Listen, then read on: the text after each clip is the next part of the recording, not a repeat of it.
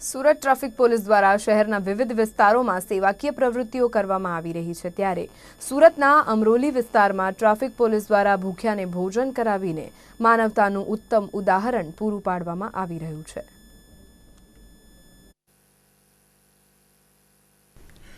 પોલીસની છબી આમ તો લોકોના મનમાં ખરડાયેલી છે, પરંતુ દર વખતે એવું નથી હોતું।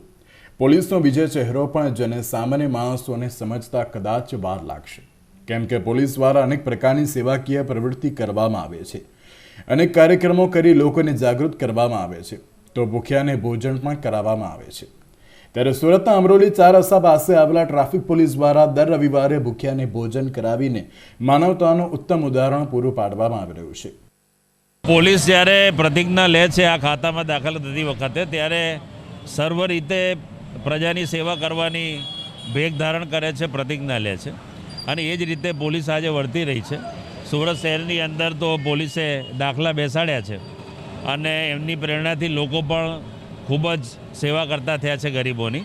આજે પણ એવો એક પ્રસંગ છે, આ સુરત શહેર ટ્રાફિક પોલીસના PI Chaudhary, ACP LB Parmar સાહેબ અને હેડ કોન્સ્ટેબલ છે પરેશભાઈ, એમના પ્રયાસોથી લોકો સાથે મળી અને અહીંયા અમરોલી પુલ નીચે આ ભોજન ગરીબો માટે દર રવિવારે ભોજનની વ્યવસ્થા કરવામાં આવી રહી છે।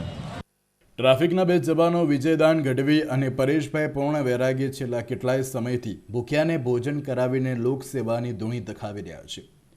સુરતના અમરોલી વિસ્તારમાં ગરીબ લોકો જે ફૂટપાથ પર રહે છે તેવા લોકોને ભોજન કરાવીને સેવા કાર્યનું ઉત્તમ ઉદાહરણ પૂરું પાડવામાં આવી રહ્યું છે। સાથે બંને પોલીસ જવાનો ગરીબો માટે યથાશક્તિ મદદ કરીને સેવા કાર્ય કરે છે, જે કામને પોલીસ અધિકારીઓ પણ બિરદાવી રહ્યા છે। કેમેરામેન અનિલ પાટીલ સાથે રિપોર્ટર હિતેશ ચિત્રોડા, નિર્માણ ન્યૂઝ, સુરત।